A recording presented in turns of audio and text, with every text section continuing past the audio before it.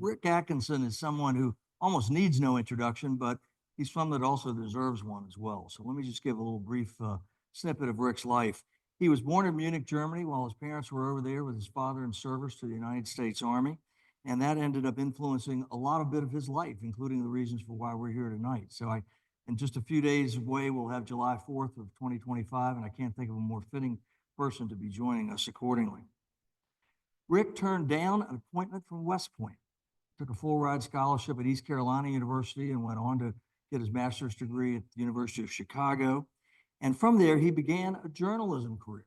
So this is sort of a second act that Rick's been in a sense here of what he's been doing the last many decades. And he started out with a very distinguished journalism career. Although interestingly enough, he started out at a newspaper in Pittsburgh, Kansas, the Morning Sun, is that right? Then went on to work for the Kansas City Times and later on the Washington Post. And in fact, the reason he came to Washington was through the Kansas City Times. He came to work for their Washington bureau here and got involved in a number of fascinating stories before we snagged it on the Post to do a variety of things for them, including national reporting and foreign corresponding as well. In his journalism career, he had a chance to be associated with not one, but two different Pulitzer Prizes, one for national reporting and one for local spot reporting. And not many people get a chance to do that in a career as it is, but it wasn't long after he stepped away from journalism fully to begin his career as a military historian and writer that he snagged his military history prize for his book on the beginning of the liberation of Europe that was so acclaimed in the trilogy about World War II and the end of the war in Europe. Rick went on to get many, many different awards all around the country. He was awarded for his Distinguished Book Prize from the Society of Military History, an organization we're very proud to be part of. He received the 2020 George Washington Book Prize. He received the 2020 prize for the New York Historical Society for their distinguished book as well. And he certainly didn't stop there. He kept going with a wonderful second set of trilogy that he's working on now, which we have the pleasure to be talking about tonight. Rick is no stranger to the Society of Cincinnati for several reasons. Number one, he lives probably almost as close as any person we've had speak here. He lives in Washington, so he's right up the street and had one of the shortest commutes of anybody. But as importantly, Rick's been coming here working in our research library since at least 2015. And our records show he has at least 25 different visits here. And that may not include some other visits in the stealth of day or night that he might have snuck into the library. He also was our 2021 George Rogers Clark lecturer. So it's a real privilege for us to have Rick back at Anderson House and to spend some time talking about this fantastic new book. Now, your first book on the American Revolution had the title, The British Are Coming. I think I know where that title came from.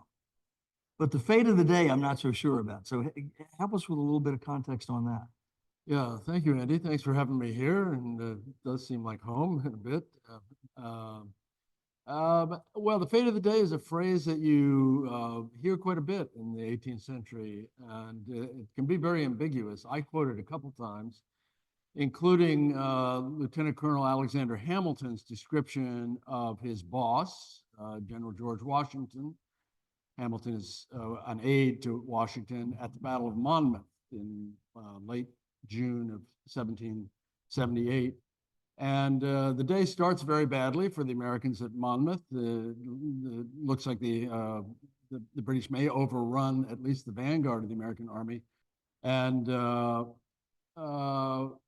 Hamilton writes, "I never saw the general to such good advantage. Through his fortitude and his prompt behavior, he rescued the fate of the day." And the phrase means, and it's quoted elsewhere in the book too, the phrase implies contingency, implies destiny, it implies events perhaps beyond the realm of human agency.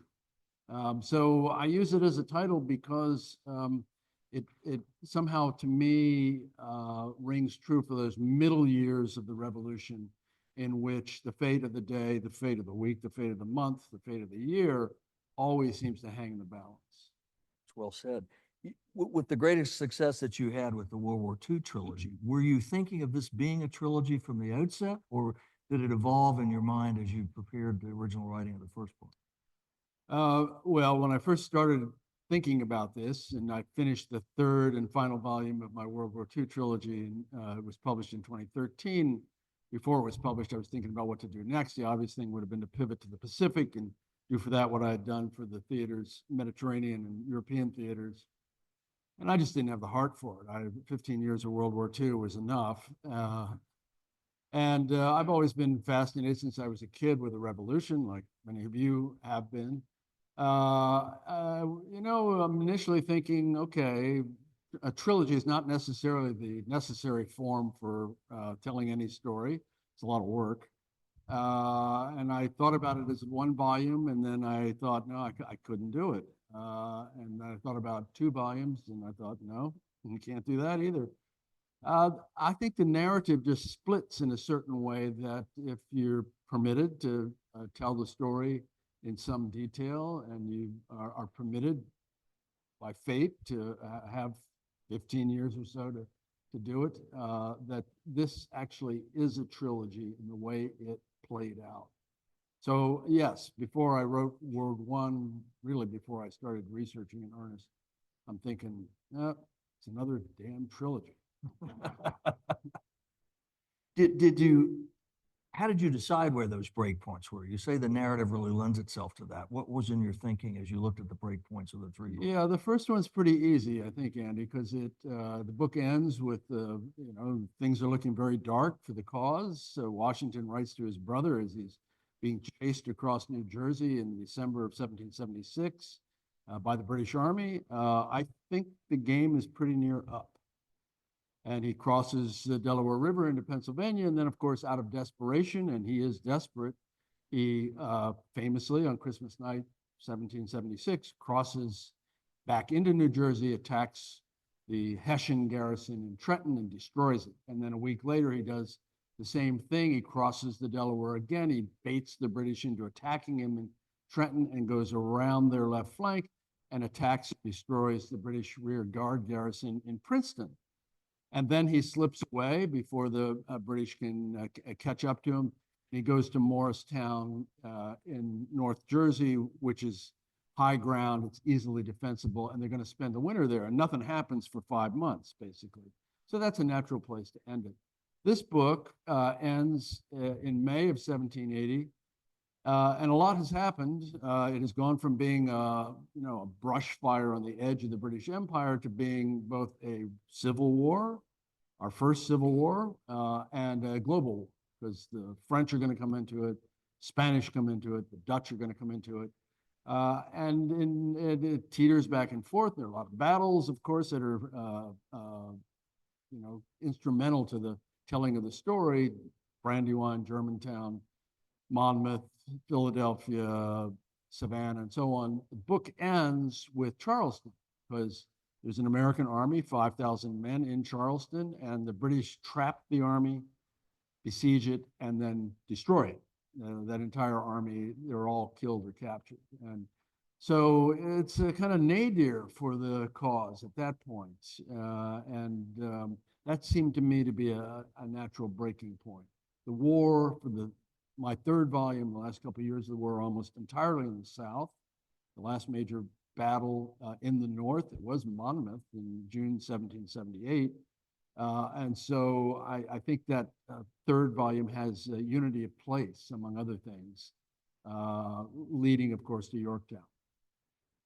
You've probably, with some of the men that you've studied in this war, you probably almost felt like you're becoming friends with these people as you get to dig deeply with them. And the American Revolution is filled with so many fascinating and complicated and sometimes even mystifying people. So let me just pick a couple of names of people who have piqued your interest in the book, certainly. And General Gates is obviously a controversial figure. How, as you've studied him and watched what he's evolved thus far in your work, how have your views evolved as to General Gates is concerned? Yeah, and you're right. I do live with him every day. I lived with Dwight Eisenhower for almost 15 years, metaphorically, and it's a privilege to do that. I've got the same relationship with Washington now. I feel like I know them pretty well as men and as generals. Well, Horatio Gates is a fascinating character. I think probably doesn't get his due for the most part, 250 years later. He was a British Army officer, had quite a lot of experience in the British Army. He feels like he's stymied in promotion in Britain, and so he emigrates. And there's a group of these guys that do this. Richard Montgomery, who's killed at Quebec. Charles Lee, who's second to Washington in command of the Continental Army. Gates is particularly good as a staff officer. And Washington appreciates his capabilities. He's run supply systems before. He does everything that a good adjutant could and should do. And he is an adjutant general initially. Well, he's got aspirations beyond that. Nobody wants to be a staff officer. Everybody wants to be a field commander. You know, Gates also has ambitions that are probably beyond his reach. We see him at his best, I think, when he has taken command of the Northern Army. He is the commander on the scene at the Battle of Saratoga and the run up to the Battle of Saratoga, in the two battles of Saratoga in September and October 1777. He's entirely capable at Saratoga. He allows Benedict Arnold, who's the best tactical commander on either side in the first couple of years of the war. He allows Arnold to be his field commander. They have a testy relationship, to say the least, but it works. And victory at Saratoga is largely, should be credited to Gates as much as anybody. Because he has done what needs to be done. He listens to his staff officers. He listens to Thaddeus Kosciuszko, who's his chief engineer, who says, you ought to put your defenses here on the Bemis Heights, parallel to the Hudson River. He listens to him. He does it. So when things work out really well at Saratoga, ultimately, where that British and German army, 8,000 men who've come down out of Canada, is destroyed, completely destroyed. And so Gates deserves credit for that. Now, having seen himself as a battle-winning general, he sees himself as potentially a successor to Washington. And at the subsequent winter, Valley Forge, where things are really grim for Washington for various reasons. There's disgruntlement with Washington. He's not a particularly good tactician. He makes a lot of mistakes. And there are some men in the ranks who recognize that Washington may not be the right guy. There's some grumbling in Congress about Washington. And Gates begins to see, the epaulets on his shoulder, the blue sash of the commanding general, and he gets kind of caught up in that. Well, if you're going to challenge Washington, you better kill him, because he is a really good bureaucratic infighter. And it's called a cabal. It's not really a cabal, but this questioning of Washington is crushed. And Washington never trusts Gates completely again after that. And we're going to see Gates, he survives. He's still a major general, but then he's going to disgrace himself. It'll be the third in the third volume, the Battle of Camden, where he suffers a crushing defeat of his own. And that's the end of Gates. It's an extraordinary trajectory where he's like this, and then it's like that. It's Greek tragedy in some Curtain is closed. Yes. How about you devoted a significant amount of attention to Nathanael Greene as well? Tell us a little bit about. Yeah, I love talking about Nathanael Greene. You all know who Nathanael Greene is, but many people don't. He's a lapsed Quaker ironmonger, anchorsmith from Rhode Island. And, he's had such an inauspicious beginning to his military career. He belongs to a company in Rhode Island, and he runs for lieutenant at company, because you elect your officers in militia companies, and he loses. He loses the election because he's got a crick in his knee, and he's apparently got a funny gait, and the soldiers in the company say, this guy who's got a limp in the front of the company when we're marching, he'd look ridiculous. Well, he's got family connections. The Greene family has pull, and he's made a brigadier general. So he goes from private to brigadier general overnight. Quite an ascent. And he shows up in Cambridge, where the new Continental Army is forming, and the new commander of that Continental Army, General Washington's there. And Washington has an excellent eye for subordinate talents. So Washington sees this 25-year-old overweight Boston bookseller named Henry Knox, and somehow intuits this guy's going to be the father of American artillery. And he sees Greene, and he intuits correctly that he's going to be second only to Washington as the indispensable man in the Continental Army. Greene, like Washington, has a big brain organized for executive action. He's willing to make decisions. He's willing to accept responsibility. He's extremely well organized. And he's got battlefield chops. He knows what he's doing in a fight. In the Valley Forge winter, early 1778, the Army is disintegrating. More than 2,000 men die at Valley Forge, 2,000 soldiers. They die of malnutrition, they die of disease, they die of just misery. And the supply system is collapsed. And Washington goes to Greene and says, I need you to be my quartermaster general. And Greene says, I don't want to. Nobody in history has ever heard of a quartermaster general, quote unquote.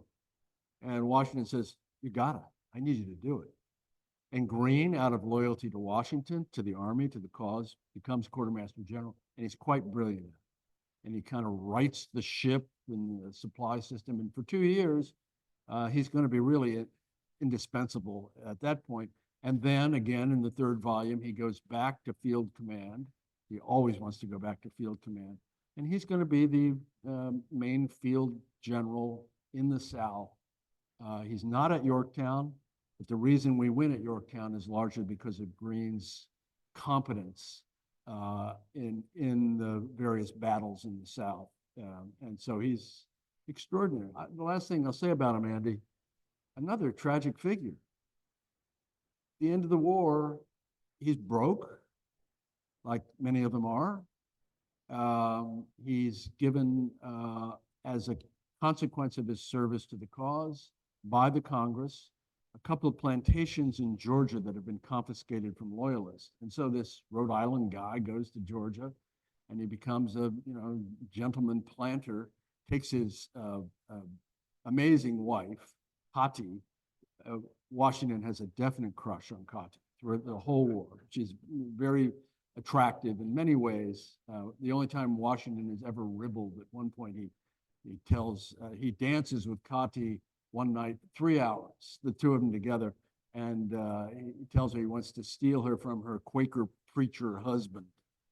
That's about as far out there as Washington ever gets. At any rate, Greene is out one day. It's in June of 1787, maybe 88.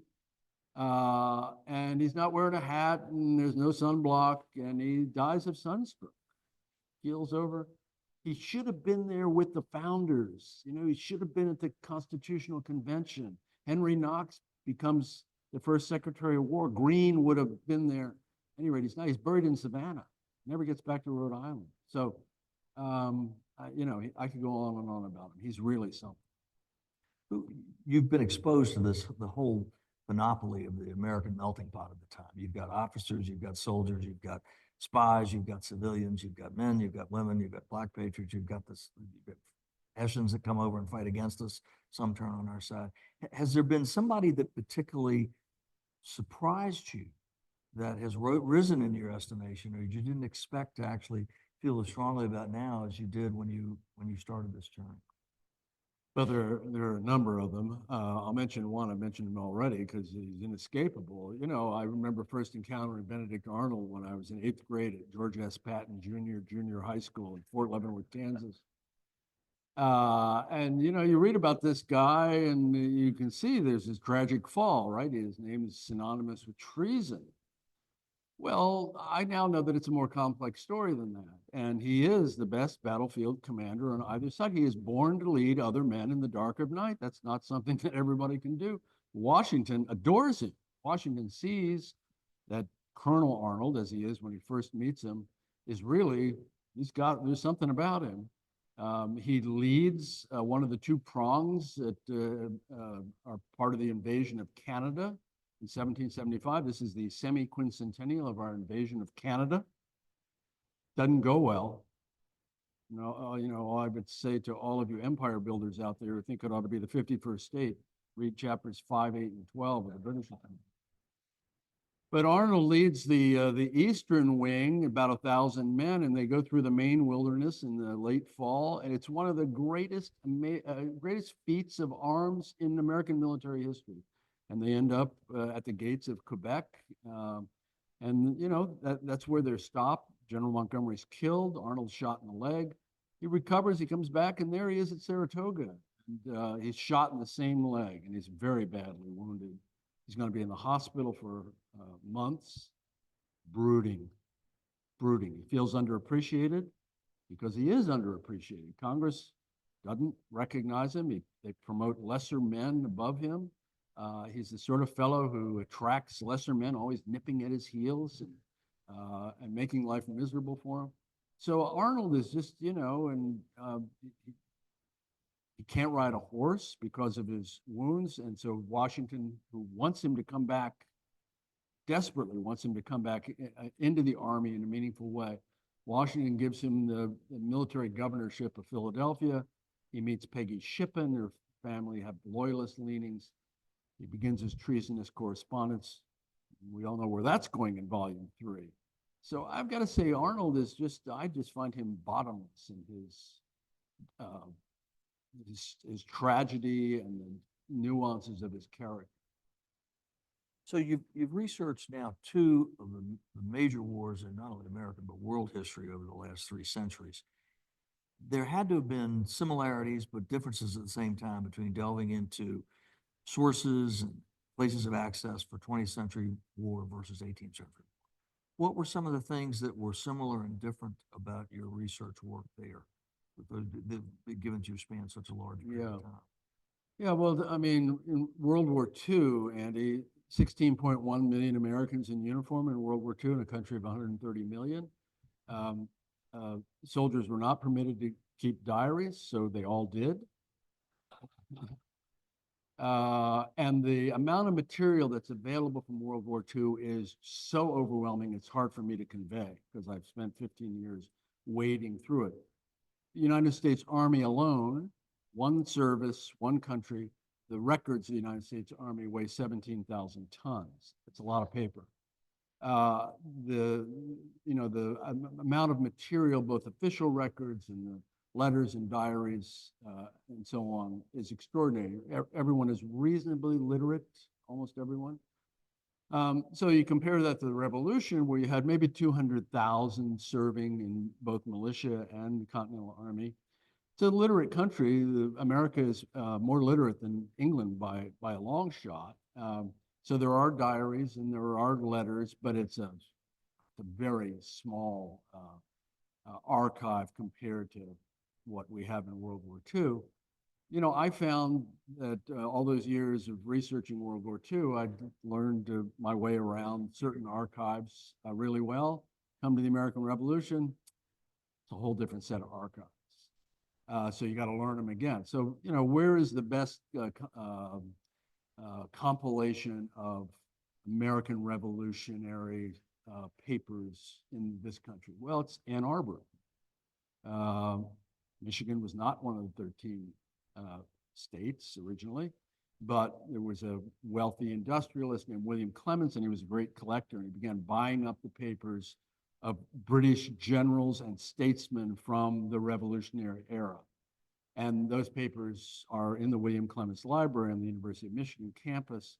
So it includes the papers of General Gage, who was the commanding general at the time of Lexington and Concord. The papers of Lord George Germain. He was the American secretary.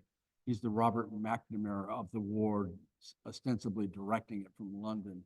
The papers of Henry Clinton, who was the commanding general for the British for 4 years, longer than anybody else. Those papers and many, many other things were there. Well, I'd never been there until I started working on this. So it's a different set. And then I got to discover this wonderful place. And Ellen Clark is here. Ellen was the librarian, and we spent many happy hours together. And Ellen was a wonderful guide through this great library you've got here. So it's quite different. Sure. You were very generous in both your first book and in this book as well, with the acknowledgments to our library, to our colleagues here. And we're very grateful for that. And you do such a great job of bringing out the human experience and the soldier's life in this book. And yet at the same time, it is a really clear picture of how grueling that was. And I'm just curious, were there, as you look at those two wars as well, were private writings in this war able to bring that out? Or how were you able to really get to the human place that you have with this book? What helped you the most with in discovering some of that? Because as you said, there's not nearly as much content to look at as there might have been with World War II and 16 million people fighting. Yeah, well, I mean, fortunately, there is there's a substantial record. The Germans leave a pretty good record. Most of them don't want to be here. 30,000 of them eventually. More than half of them don't go back to Germany. Many of them are captured and they're put to work on farms in Pennsylvania, and they're looking around thinking, "This is pretty nice. I'm not going back to Hanau." And the records, the official papers of the founders, with Washington, they have been beautifully curated over the years. University of Virginia is still curating the Washington papers from the Revolutionary War. I think they're on volume 36, something like that now. The end is in sight, but they've been at it since 1968. Columbia does Hamilton's papers. Yale did Franklin's papers, and so on. They're all online, and it's fantastic. That's the best way to get inside Washington, through those papers. I think I've read all of volumes 1 through 27 or 28. They're about 700 pages each, but that's where Washington lives today. And then, there are enough stories that just allow you to tease out of the historical record what it's like for ordinary soldiers, what it's like for their families, and so on. And you're right, it's awful. I've been writing about war my entire professional life, and it's awful. And any of you who've been in it know it's awful. I'll give you one example. Actually, I was thinking about him today. I came across this guy, and he's in this book. His name is Sergeant Oliver Reed. He's a soldier in the 4th Connecticut Regiment, and he's at Valley Forge in that grim winter of 77, 78. And Sergeant Reed gets a letter from his wife, Betty, who's home in Pomfret. And she tells him in the letter that of their 4 children, all ages 5 and younger, 3 have just died of typhus. And she writes of Chester, her son, who's not yet 3. She says, "I never see anybody die in such distress as he did. He had his senses to the last, and the last words he said was, 'I'm a-coming, I'm a-coming, I'm a-coming.'" Well, we can only imagine the anguish that Sergeant Reed felt when he got this letter. He stayed at Valley Forge. He continued to do his duty, but he too is a-coming, because he's dead in a year himself. And Betty, now a widow with only 1 surviving child, she writes to her in-laws when she gets word that he has died. And she writes to them, "Bone of your bone and flesh of your flesh is gone and is no more among the living, but is congregated with the dead." That's war. That's not just what happens on the battlefield. That's what happens on the home front. That's what happens. So you find enough things like that, and you can tell the story as completely as it needs to be told. You do, when you look at balancing literary narrative and scholarly precision, nobody does it better. I mean, you do a great job of balancing that storytelling, and I think that's one of the reasons why what you do is so readable, and so we all get so much out of it. You mentioned Washington, and as the great man is influencing, looking down from above us, literally behind us here in Anderson House, let me turn to him for a minute, because at this point with this book, you're going from the 3 to 6 years into his tenure, and the man is evolving. He's changing. His leadership is not the same at the end of 1780 as it was at the beginning of 1775. Tell us a little bit about how you perceive that and what you've learned from that as those years unfold. Yeah, it's fascinating to watch Andy because he does evolve, and that's one of the reasons he's a successful and ultimately a war-winning general.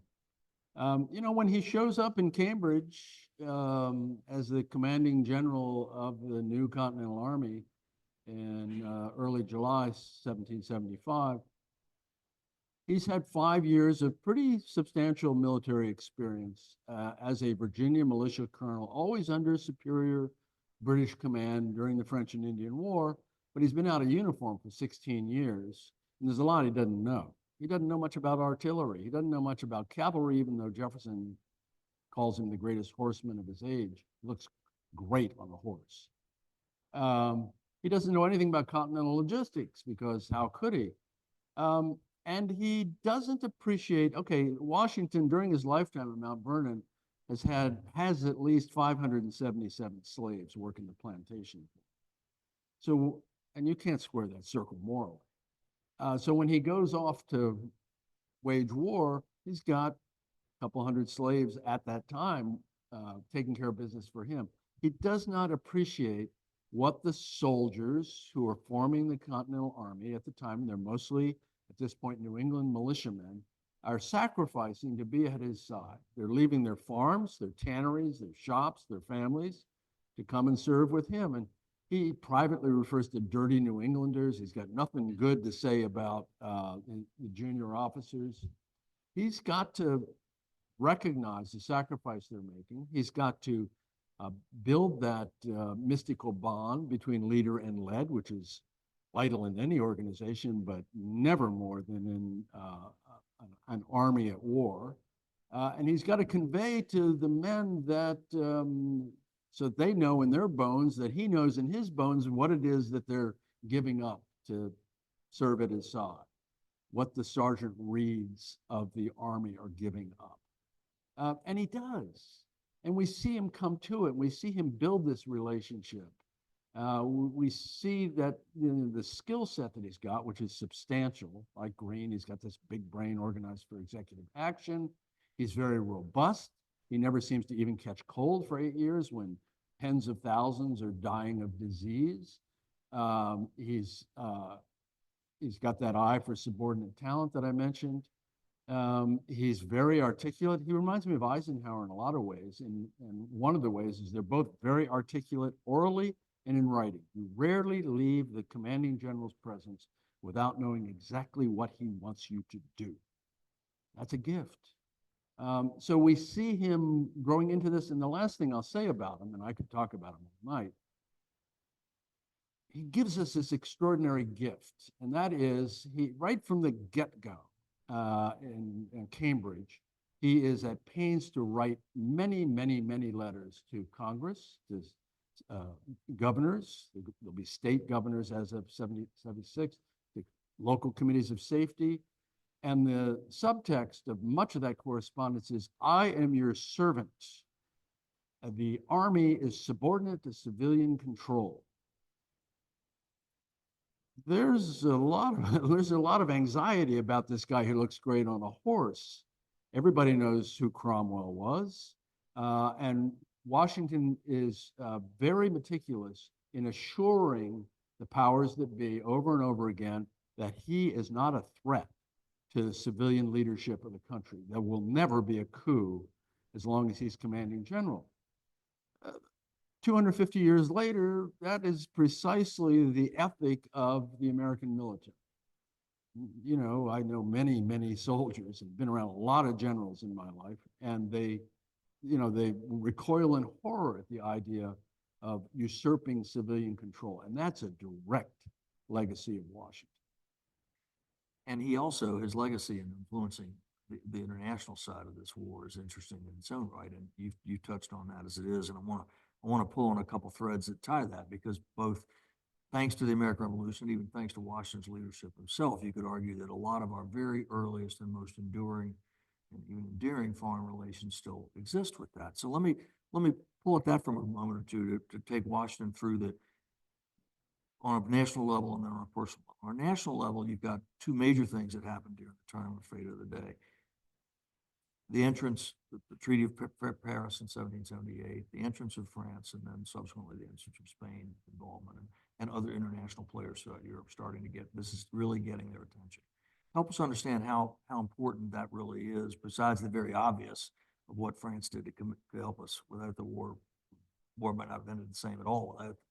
Yeah, well, this book opens in Versailles, of all places, because the game in the spring of 1777 for the American cause is to persuade the Roman Catholic absolute monarch of France, Louis XVI, that it's in his best interest to align himself with Protestant wannabe Republicans intent on armed rebellion against their lawful monarch.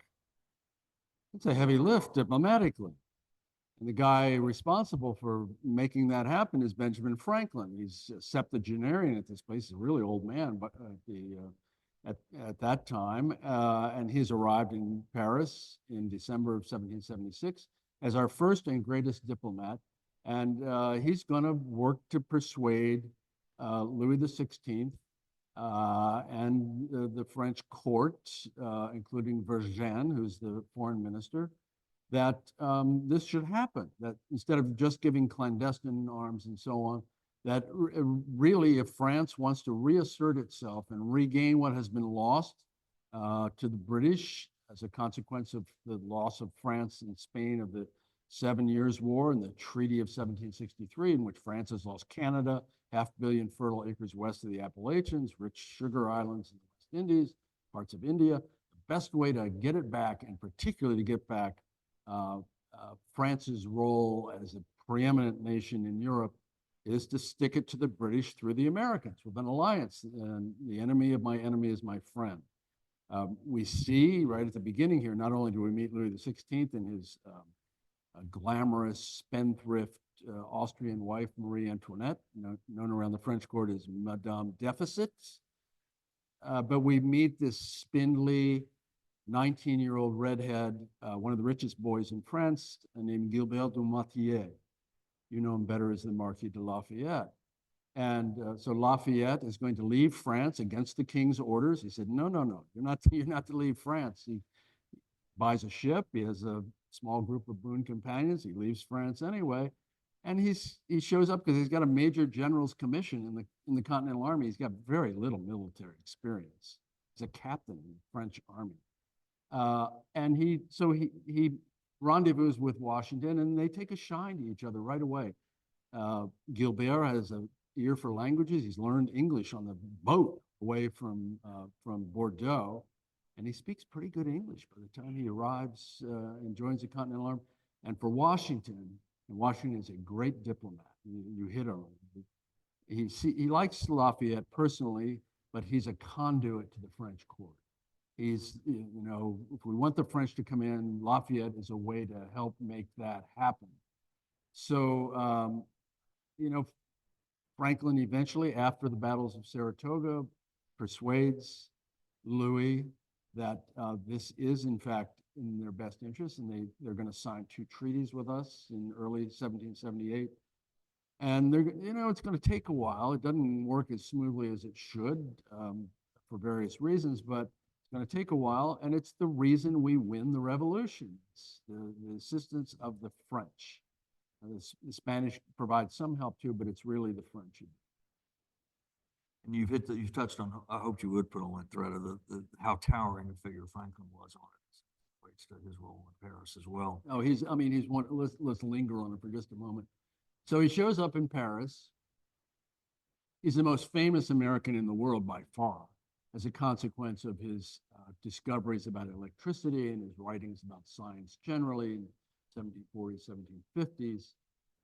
And he's, when he arrives in Paris, throngs of people run after his coach. People have little Franklin busts on their mantles. He shows up with this kind of ratty marten skin cap that he's gotten in Canada, and all the beautiful women, French aristocrats, are wearing little faux marten skin pelts on top of their 3-foot bouffant hairdos. He loves it. He likes being loves the adulation, and he uses the French enthusiasm for the American cause, which runs, it's deep and broad in France. And he uses this as a lever for getting his way in the French court and with Louis XVI, because there's something that's happening in America that really resonates with the French, who are living under an absolute monarch. They're looking what's happening in America and they're thinking, why not us? So that's interesting. So it's not only just that they want to poke it at the British, but there actually is something there that genuinely resonates with them. You felt from that too. Absolutely. Yep. That's great. That's great to know. So, and I don't know whether that's an example or not, but as you've gone through with what the research you've done and how much you've learned with these in preparing all of these books, where has your view of the American Revolution been altered in some way that the audience might really enjoy hearing about?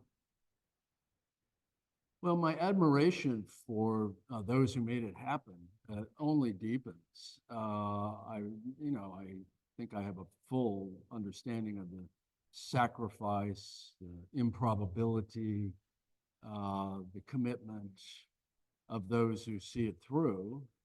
I also have a deeper understanding of what it is they think they're doing for us. I'll mention one thing in particular. So in the winter of 1778, 79, the Army is in winter quarters across northern New Jersey, and Washington and his generals hold kind of a homely celebration to commemorate the first year of the French coming into the war on our behalf.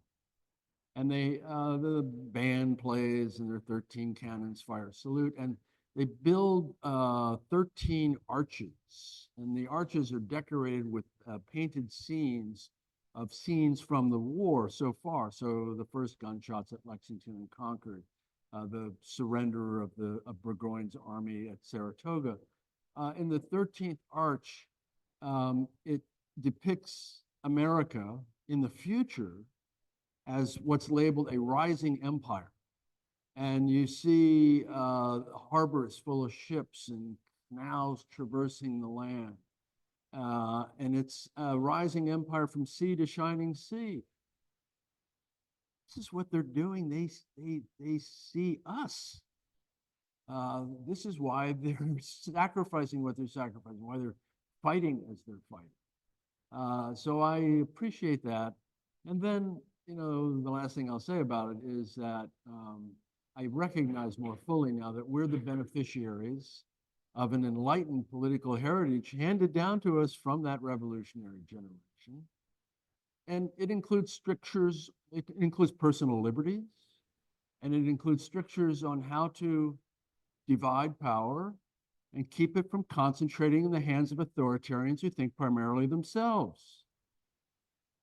We can't let that slip away. We can't let that be taken away. We can't be oblivious to this priceless gift, or the hundreds of thousands who've given their lives to affirm and sustain it over the past 250 years. That's why they're fighting. And we got to remember that as we swing into the semi-quincentennial. That's a perfect thing to remember as we swing into 2026 and the July 4th this year and next year and on beyond. So as you're preparing for the third book, and you're deep into that as well, even though you're enjoying the ride of the celebration of getting this to market as well, what are there some arcs or themes that you're going to carry forward with this, that you could give us a little preview of coming attraction for where you see some of this going that we should pay attention to? Yeah, I'm not that deep into it, Andy, to be honest about it yet, because I'm pretty busy right now, but I will be. Yeah, I mean, the great thing, having done a trilogy on World War II, the thing that unifies it are the characters. And in World War II, right from the first volume about North Africa in 1942-43, it's where Eisenhower and Patton and Omar Bradley and Rommel and the whole gang comes into the picture there. And the same thing here. I've gotten most of the central characters on stage, and I'm going to be with them till the end. And so that's, as a storyteller, that's what I'm most looking forward to. Obviously, the vicissitudes, the travails, the anxieties, for one thing, by the time this book ends, the dollar is worth nothing. Not worth a Continental is a phrase you've heard. It's literally true. It's worth nothing. And trying to finance a war, trying to pay your soldiers, trying to pay your generals with dollars that are worth nothing is a real challenge. And you'll be surprised to know Congress isn't up to it. Congress has just been printing millions of dollars, and now they're worth nothing. So, how are we going to solve that problem? That remains there. How are the French really going to help us? Spanish really going to help us? A global war is now fully enacted, and all is not well in Britain. I end this with the Gordon riots, the biggest civic disturbance in British history, where 800 to 1,000 people are killed in riots, many of them shot dead by the army. And it's the most damage to London until the Blitz of 1940 when Germans bombed London. That suggests things are not really good in England either. So, the third volume is, where is this going? I remember a book that I read as a child, two books actually, were Herman Wouk's Winds of War and War of Remembrance, and I enjoyed them even more than Caine Mutiny. And part of why I enjoyed them was the character development. And at the end of the last book, closed that book out, and as a teenager, I almost felt I was losing best friends. Pug Henry. Yeah, exactly. He's the central character in both those books. Exactly, yeah. And of course, with us in the American Revolution Institute, we never let go of those best friends because that's what we celebrate here every day. And I think some of this audience might want to celebrate a little bit of that with you too. So why don't we take a moment to pivot here, and two of our good colleagues, Andrew and Bridget, are helping get our microphones ready. So please, these microphones are important to everybody, one, being able to hear, and also making sure this is recorded for posterity. So let's take some questions from the audience here. See, it's over this way. I have a two-part question. Do you think the French alliance would have happened without Lafayette? And this is a broad hypothetical, but without the French alliance, how do you think the war would have progressed? Yeah, good questions. Would it have happened without Lafayette? Yeah, maybe. I'll give you a definitive maybe. He goes back to France. He was wounded at Brandywine. He shows his chops on the battlefield. Washington trusts him. He's very popular with his fellow officers in general because he's not overbearing. But he goes back to France at the bequest of Congress and Washington in order to help persuade Louis XVI to, let's really commit. And he's very effective at that. So Rochambeau is going to come back. Grasse is going to come back with a fleet. Would that have happened without Lafayette? Probably, but maybe not as many men. He's urging the French court to, if you're going to do it right. And he really is the liaison between the two. If the French don't come in at all, what happens? Historians love counterfactuals because you can never be wrong. I think the war drags on. I think maybe there's a negotiated settlement of some sort. Everybody's tired, everybody's exhausted, everybody's broke, including the British. The problem for the British, and it's recognized by some statesmen in Britain, is even if the Americans capitulate, even if they say, okay, we won't be independent, there's going to be an ongoing guerrilla war. Not everybody's going to give up. It's going to require a large force of occupation, the extraordinary expense of the war, and the British end up spending the equivalent today of $25 billion in this war, is going to continue. The Franklin has pointed out quite correctly that the American population is doubling every 25 years, the rate of growth never seen in the history of Europe. It's several times the rate of growth of Britain. We are going to be way bigger than they are quickly. And so we're not going to be under their heel forever. And say, well, look at India. They were under their heel until after World War II, but I think it's different. So I'm not quite sure how it plays out, but I think if the French aren't in it, it goes on longer and it's even uglier.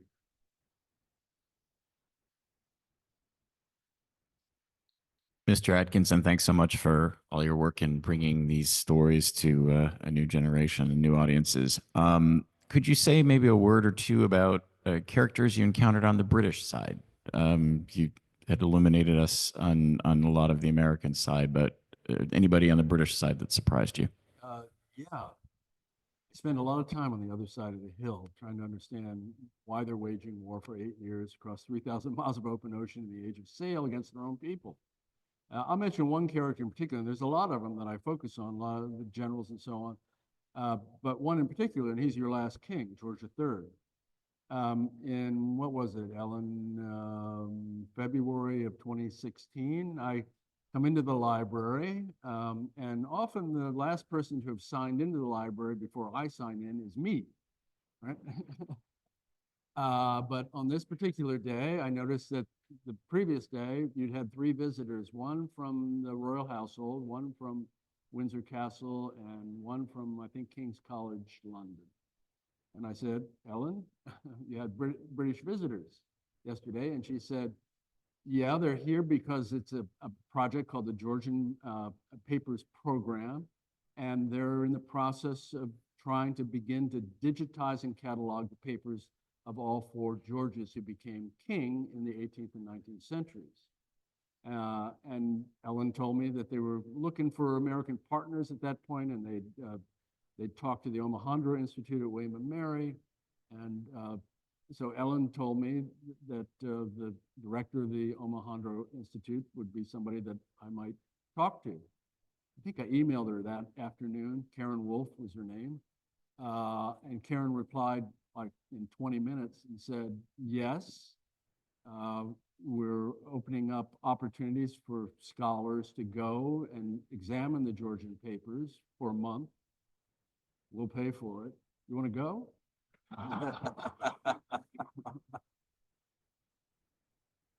Yeah. So April 2016, I spent the whole month there. It was month the Queen happened to turn 90 that month. So it was one big old party in Windsor because the papers are kept at Windsor Castle. So every day I would show my badge at the Henry VIII gate to get into the castle, and then show my badge again at the Norman gate, and up 102 stone steps and 21 wooden stairs to the garret of the Round Tower, begun by William the Conqueror in the 11th century. And there are the papers. They're in these gorgeous, oversized red binders. George, who was king for almost 60 years, he'd become king in 1760, was his own secretary until late in life when he began to go blind. And he wrote most of his correspondence himself. He made the copies himself.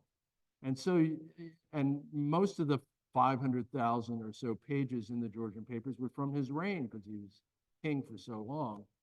And you really have this tactile sense of being in his presence. And so I felt that I got to know George in a way that, you know, certainly most Americans don't. He's not the tyrant that Jefferson calls him in the Declaration of Independence. He's not the royal brute that Thomas Paine calls him in Common Sense, the polemic that was published in January 1776. He's not the sinister ninny who prances across the stage every night in Hamilton, singing, "You'll be back." He's a constitutional monarch. He's a patriot king. He's a child of the Enlightenment. He's a great supporter of the arts and the sciences. He's a very nuanced character, and he's very interesting. He's also very stubborn, and he has committed himself to several strategic misconceptions. And as my friend Dave Petraeus says, when you get the big ideas wrong, it's hard to get the rest of it right. So he thinks, for example, that superior British firepower is going to cow the rebels and everybody's going to fall in line. That's wrong, completely wrong. He thinks that there's a large silent majority among the 2 million white Americans who are really loyal to the crown. That's completely wrong. And he thinks that if the Americans are permitted to win their independence and detach themselves from the British Empire, it will encourage insurrections in Canada, Ireland, Sugar Islands of the West Indies, where the real money is, India, and it'll be the beginning of the end of the British Empire. He's wrong. So, you know, that's a character on the other side of the hill in Britain who's, I'm living with him every day, and I'll be with him again in third body. Questions?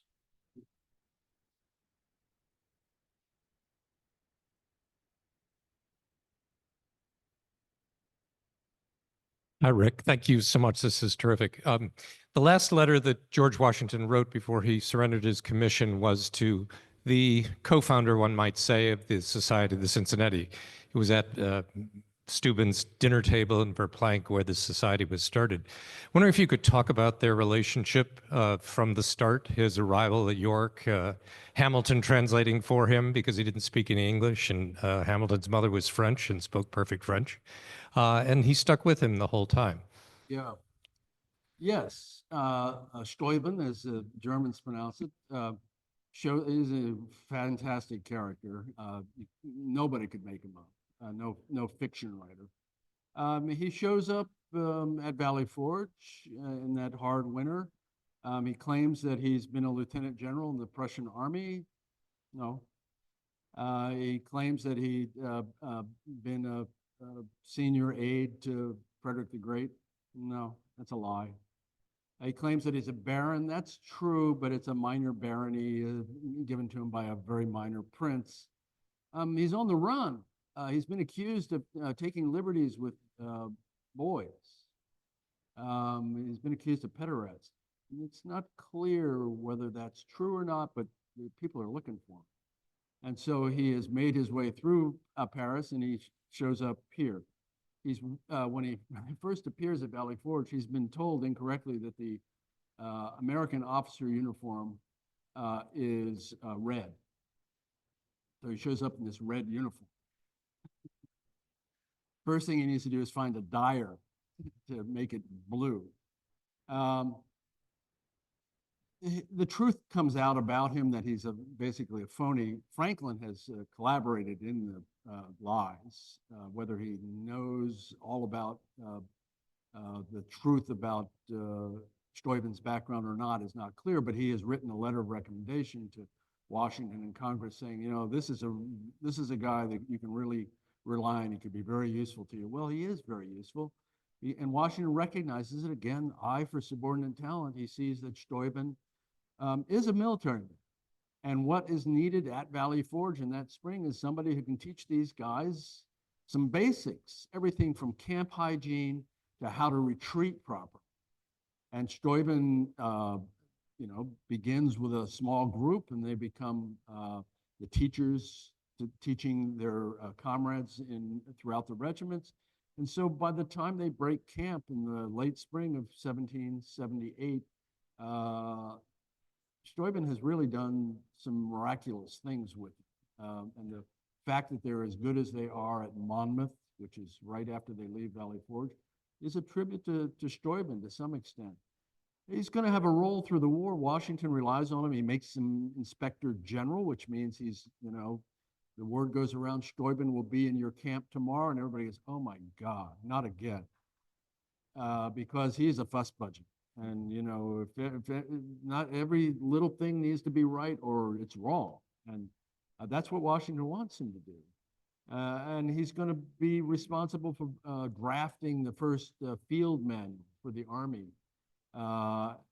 It's true, he doesn't speak English. He's not like Lafayette with an ear for languages. And he knows one word in English, and the word is goddamn. And his aide, who does speak English, describes how he would swear at the American troops in German, and then he would swear at them in French, and then he would say, come over here and swear at them in English for me.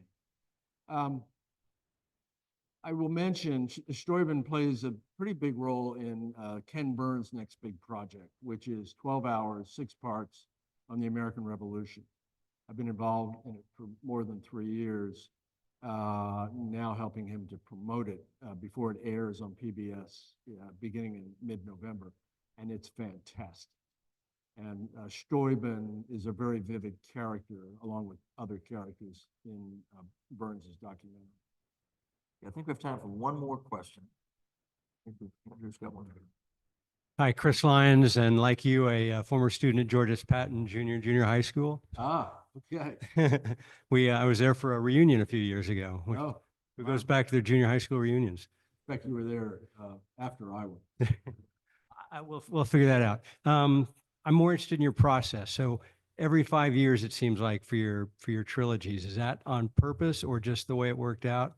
And in those 5 years, do you have it sort of phased on when you're researching, when you're writing, and I guess the editors and stuff like that? Yeah, I'll try to be concise.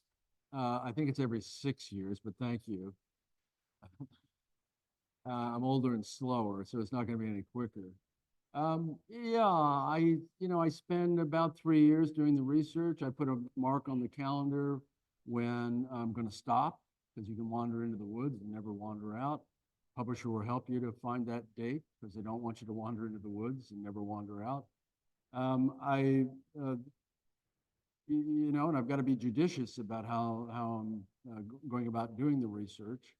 I now know my way around those archives, and I now know my way around this wonderful library. So, and then I spend about 6 to 8 months organizing what I've got. Everything goes into a Word file. I have no straight documents around, and I'm making a huge outline. I use the outlining software on Word, which I think is the greatest invention since the plow. And I go through all of my notes, and I'm saying, this goes there, nope, this goes there. And it's very arduous. By the time I'm finished, then I've got a map. And I know where everything is because I put that into the outline too. And then I sit down to write. I'm an old newspaper guy, so I type real fast, and I write about 1,000 words a day, 250,000 word book. You just tell yourself, I'm just doing 250 day stories for a newspaper because they're each about, typically 1,000 words. And then the process then is the publishing process. I write in the morning. As Andy mentioned, I live yonder, not far from here, and right in the morning, when it starts to turn to mush toward lunchtime, I stop. I try to get a little exercise. I read what I've written in the afternoon. I make corrections then. I prepare for the next day's writing using that roadmap that I've built. I'll read it one more time in the evening, and then I'm done. I don't rewrite. I don't go back. I'll read it the next morning to get a sense of where I was the previous day. So then the publishing process, I've had the same editor for all 8 books, John Sterling's, since 1987. Fabulous editor and one of my closest friends, and we're hand in glove. And then there's a lot more to do. Cartography. I have Gene Thorpe, who was my colleague at the Washington Post. He's now the cartographer for the State Department. He has his own business. He's a great military cartographer. The illustrations, I think there's about 80 of them in this book. Finding them, provenance, rights, payments, it's a big pain in the butt. But it's got to be done. And now it's as cheap to print in color as it is black and white. And then there's copy editing and publicity, and all the rest of it gets started. So it's a 6-year process, but I don't have a day job, so that helps. Well, I wish we had more time for questions. Like a lot of life, the only thing we wish we had more of is time, but we don't tonight. Thank you all for your great questions and for continuing this wonderful conversation with Rick Atkinson. For those that are in the room, you heard Andrew mention earlier, Rick will be signing books. If you give us just a couple of moments after we end the program, and he'll be signing over at Great Stair Hall right behind us here. for all of you here at Anderson House and for all of our viewers, we're very grateful to have you join the American Revolution Institute of the Society of Cincinnati once again. We look forward to welcoming you back. And last but not least, Rick, thank you for keeping these characters alive. They mean a lot to us. I know they mean a lot to you, but you help bring them to life in ways that we can enjoy for all time coming. And we're very appreciative. We are grateful not only for your scholarship, but even more importantly, for your friendship. Thank you for being with us here tonight, sir. Thank you.